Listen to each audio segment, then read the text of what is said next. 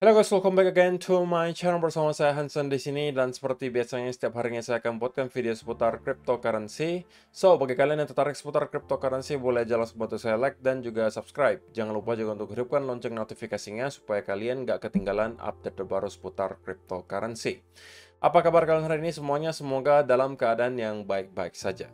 Teman-teman, video hari ini saya akan membahas beberapa berita yang menurut saya cukup penting untuk kalian ketahui, sekaligus juga secara price action, kita bakalan bahas kira-kira apa yang sedang terjadi di Bitcoin dan apa yang bisa kita expect untuk beberapa waktu mendatang.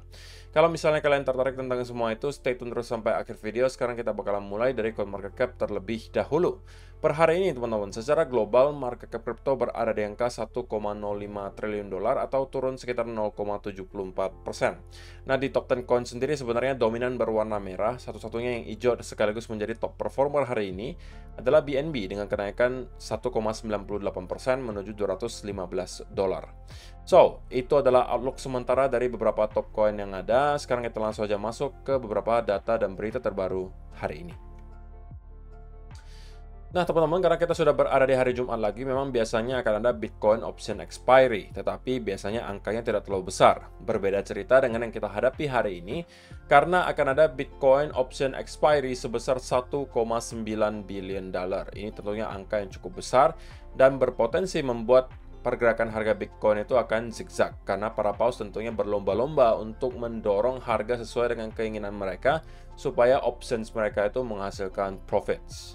Sehingga untuk teman-teman yang merupakan short term trader harus aware akan hal ini yang berpotensi membuat pergerakan Bitcoin hari ini kemungkinan akan sangat sulit untuk di trade. Terlebih lagi teman-teman, malam hari ini kalau misalnya teman-teman perhatikan economic calendar, kita bakalan mendapatkan Fed Chair Powell speech, alias Ketua The Fed Amerika Serikat atau si kakek Powell bakalan memberikan speech nanti di malam hari pukul 21:05 waktu Indonesia Barat. Dan ini tentunya akan sangat sulit ditebak teman-teman, apakah ada sesuatu yang signifikan yang bakalan disampaikan oleh kakek Powell ataukah semuanya hanya akan mengulangi yang sudah-sudah. Jika memang opsi kedua yang terjadi, alias kita melihat kakek Powell hanya mengulangi apa yang mereka sudah sampaikan selama beberapa waktu belakangan, ya kemungkinan tidak akan ada reaksi yang terlalu signifikan dari market. Tetapi apabila ada sesuatu atau ada sebuah statement yang kemudian surprising yang disampaikan oleh kakek Powell, maka dari situ kita bisa expect akan ada reaksi yang mungkin signifikan dari market. Sehingga untuk teman-teman yang masih punya posisi mungkin di hari ini akan menurut saya harus aware bahwa selain ada Bitcoin option expiry, akan ada juga Fed Chair Powell speech. Yang keduanya menurut saya akan sangat sulit untuk ditebak apakah akan menghasilkan volatility atau tidak, sehingga kalian harus memanage resiko kalian dengan baik. Oke, so ini adalah beberapa hal yang menurut saya bisa membuat hari ini menjadi hari yang akan sangat sulit untuk di trade teman-teman, tetapi mudah-mudahan akan ada volatility minimal supaya kita tidak bosan yang ngelihat Bitcoin yang juga sudah beberapa hari ini ya stuck atau sideways di area yang kurang lebih sama. Tetapi berita yang lebih hangat hari ini teman-teman adalah soal PP yang sedang mengalami drop yang luar biasa dalam, bahkan dalam 24 jam terakhir itu hampir 20% dropnya. Dan ini teman-teman disebabkan katanya nih developernya atau devnya itu sedang menjual token PP-nya. Oke, dan ini di track oleh beberapa orang. Mereka menyampaikan bahwa 1 hour ago, the PP Multisig wallet changed the amount of signatures required on their multisig from a 5/8 to 2/8. This comes after sending 15.7 million worth of PP to exchanges. Jadi, developernya PP itu mengirim secara value 15,7 juta dolar ke beberapa exchange secara sekaligus. 8,3 million dolarnya ke OKX, 6,6 millionnya ke Binance, 438 ribunya ke Bybit, dan 400 ribunya ke exchange lainnya. Dan mereka masih punya, teman-teman, kurang lebih 10,42 juta dolar dalam bentuk token PP yang masih tersimpan di wallet multisig-nya. Dan teman-teman, ini kemudian menyebabkan sell-off terjadi. Tentunya ini disebabkan oleh developernya yang menjual, disebabkan juga orang-orang melakukan panic selling. Tetapi yang lebih mengkhawatirkan sekarang ada muncul rumor bahwa ada potensi rug pull di PP. Nah, saya tidak tahu nih apakah teman-teman setuju dengan statement tersebut, karena untuk sementara teman-teman ya kita masih melihat PP memang mengalami drop, tapi dropnya masih kurang lebih 20-an%. Ini juga tidak mengherankan karena altcoin-altcoin lainnya juga banyak kok yang drop 20-30%, walaupun tidak dalam beberapa waktu belakangan. Tetapi untuk sementara, koreksi yang kita lihat memang menurut saya 20% itu hal yang biasa, tetapi yang menjadi pertanyaan besar, apakah dev dari PP ini akan melanjutkan penjualannya atau bahkan bisa melakukan rug pull? Itu yang menjadi pertanyaan. Kalau itu yang terjadi, nah bagi saya itu yang perlu teman-teman waspadai, terutama untuk kalian-kalian yang mungkin masih menjadi holder PP, yang masih punya token PP, ini mungkin perlu kalian waspadai dan kalian harus segera gitu ya memutuskan kira-kira apa yang mau kalian lakukan terhadap berita ini. Apakah kalian memutuskan untuk kemudian menjual semua PP kalian, atau mungkin kalian at least menjual sebagian, atau misalnya kalian memang nekat dan merasa ini hanya sebuah FUD dan kemudian kalian tetap menjadi holder PP. Nah, kalau saya pribadi, jujur saja saya tidak hold token PP, dan kalau misalnya saya ada hold token PP, oke, ini yang akan saya lakukan. Saya mungkin akan minimal menjual sebagian PP saya untuk mengantisipasi kemungkinan terburuk. Karena teman-teman, kalau menurut opini saya pribadi juga, sekarang kita nggak bisa expect PP kemudian meroket secara drastis kemudian melawan arus market. Jadi kalaupun saya jual dulu sekarang, oke, sebagian katakanlah, kemudian saya tunggu sampai clear, benar-benar apakah masalahnya sudah selesai, apakah devnya kemudian sudah keluar dan memberikan penjelasan terhadap apa yang sedang terjadi. Kalau misalnya masalahnya sudah clear, ya saya bisa tinggal buyback lagi, tinggal beli lagi teman-teman. Dan saya yakin pergerakan harganya nggak bakalan jauh. Karena untuk sekarang belum saatnya para meme coin ini kembali bereaksi teman-teman. Sehingga yang bisa kita expect ya hanya sideways movement. Jadi bagi saya, kalau misalnya saya punya token PP yang masih tersisa, saya mungkin minimal akan menjual sebagian. Saya pengen tahu, apakah dari viewer saya banyak nih yang menjadi holder dari token PP, dan kira-kira apa yang bakalan kalian lakukan? Kalian boleh kasih komentar kalian di kolom komentar di bawah. Nah, sebelum kita masuk ke chart teman-teman, ada satu pesan sponsor yang mau lewat dulu berikut ini. Kalian selalu ragu ketika mau membuka posisi karena trading plan kalian ambigu? Kalian sering juga membiarkan emosi kalian mengambil kontrol ketika kalian masuk ke sebuah posisi? Apakah kalian korban dari semua hal yang baru saja saya sebutkan, yang menyebabkan kemudian hasil trading kalian kurang memuaskan? Jika memang benar, kemungkinan Chart Prime bisa menjadi salah satu solusi untuk kalian. Karena teman-teman, di sini mereka menyediakan jasa indikator yang bisa kalian pakai dan ditenagai oleh algoritma sehingga mereka bisa memberikan beberapa fitur yang akan saya jelaskan di sini. Kalau saya pribadi setelah melakukan beberapa trial dan error, akhirnya saya temukan satu teknik yang saya sukai dan tidak ambigu sama sekali, teman-teman.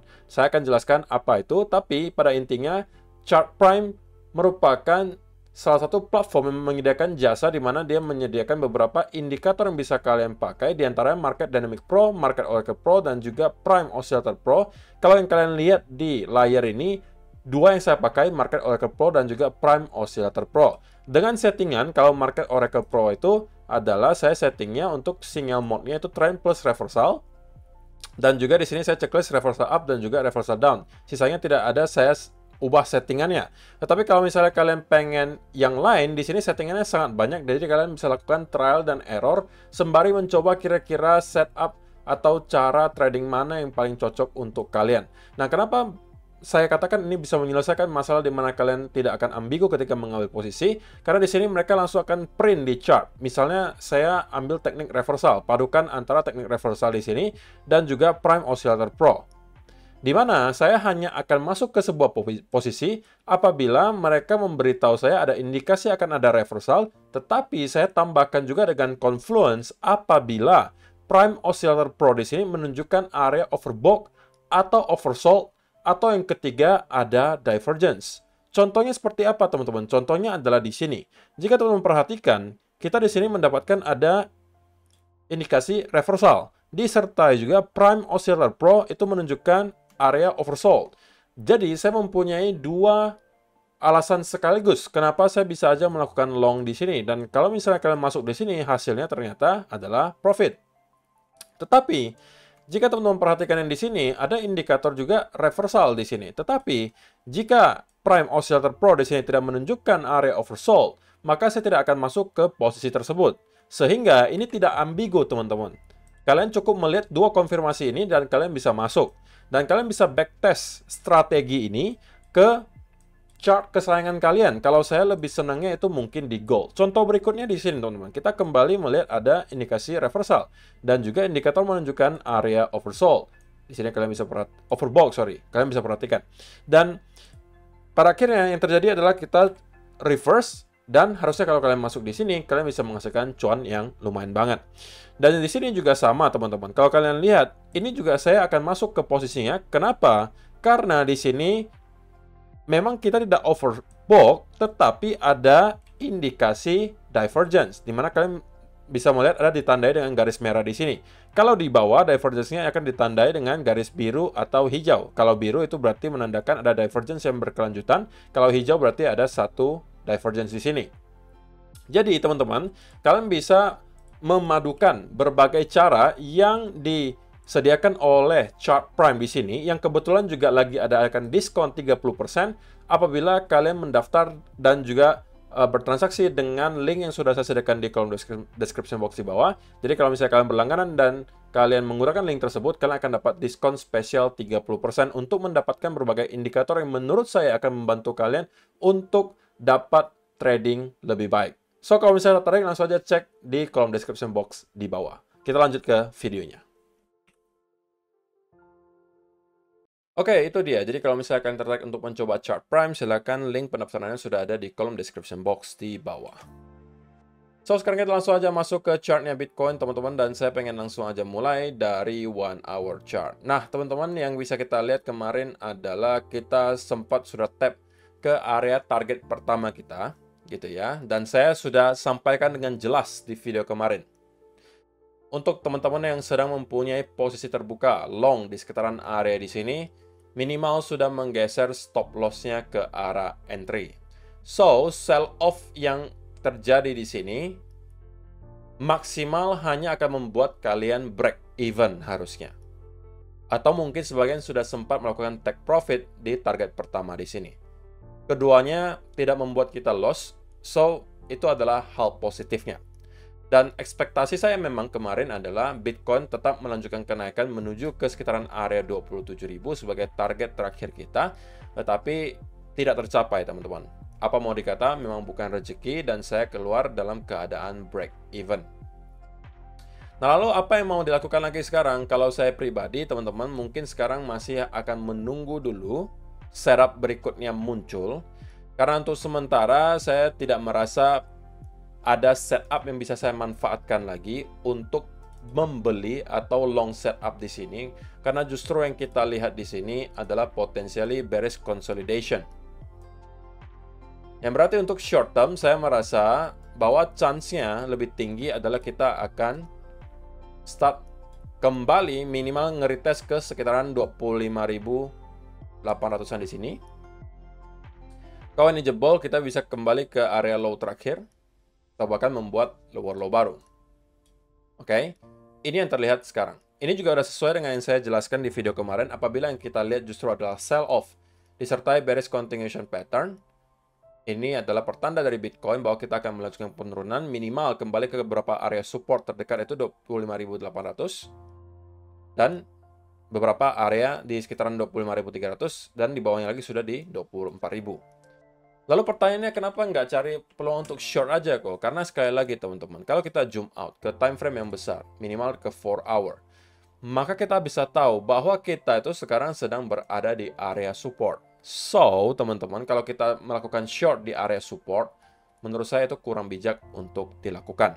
Kalaupun kita mau short, menurut saya minimal tunggulah dia nyampe ke sekitaran area di sini, melakukan pullback yang lebih tinggi, kemudian mungkin ada reversal pattern dari sini. Nah, ini mungkin bisa dimanfaatkan karena dari sini risk to reward ratio-nya harusnya akan jauh lebih besar, teman-teman.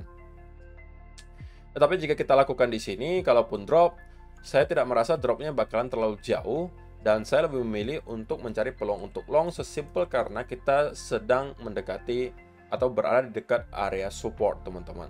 Dan sudah saya sampaikan juga di video beberapa hari yang lalu, selama kita maintain di atas trendline di sini, yang saya lakukan hanya adalah tetap untuk mencari peluang untuk long. Minimal sekali lagi kembali break di atas area 27.000. Kalau kita mampu melihat ada percobaan untuk V-shape recovery, tentunya ini adalah jackpot karena menurut saya kalau ini yang kita lihat, chance cukup besar kita sudah menyelesaikan koreksi di sini dan minimal kita akan kembali meretest ke area high terakhir di area 32.000. Tapi tentunya itu masih jangan jauh untuk kita bahas. Untuk short termnya saja, yang kita lihat sekarang adalah semacam percobaan untuk membuat bearish continuation pattern sehingga short term saya cenderung sedikit ke arah bearish dan merasa Bitcoin kemungkinan akan drop ke sekitaran area minimal 25.800. Tetapi perlu kalian ingat bahwa nanti malam akan ada speech dari kakek Powell yang kemungkinan bisa mengubah arah market kalau ternyata memang ada sesuatu yang surprising dia sampaikan. Tetapi kalau misalnya kita hanya bicara pure secara price action, maka untuk sekarang kita condong sedikit ke arah bearish. Walaupun saya pribadi tidak akan mencoba untuk mencari peluang untuk short, melainkan saya tetap akan berfokus untuk mencari peluang untuk long apabila kita kembali ke beberapa area crucial di sini. Dan kita mendapatkan kemungkinan ada semacam reversal pattern, katakanlah ada falling wedge, ada double bottom, ada inverse and shoulder, apapun itu yang menunjukkan bahwa kita kemungkinan bisa kembali reverse ke atas, itu mungkin akan saya manfaatkan. So, untuk short term, saya cenderung bearish. Untuk mid term, saya masih cenderung merasa Bitcoin akan bullish, alias minimal kita akan mendapatkan pullback di atas area 27.000. Dan kalau untuk long term, ya kalian tahu saya tetap juga masih dalam keadaan bullish. So, saya rasa penjelasannya cukup jelas ya teman-teman. Terima kasih untuk kalian yang sudah menonton sampai selesai. See you in the next video. Bye-bye.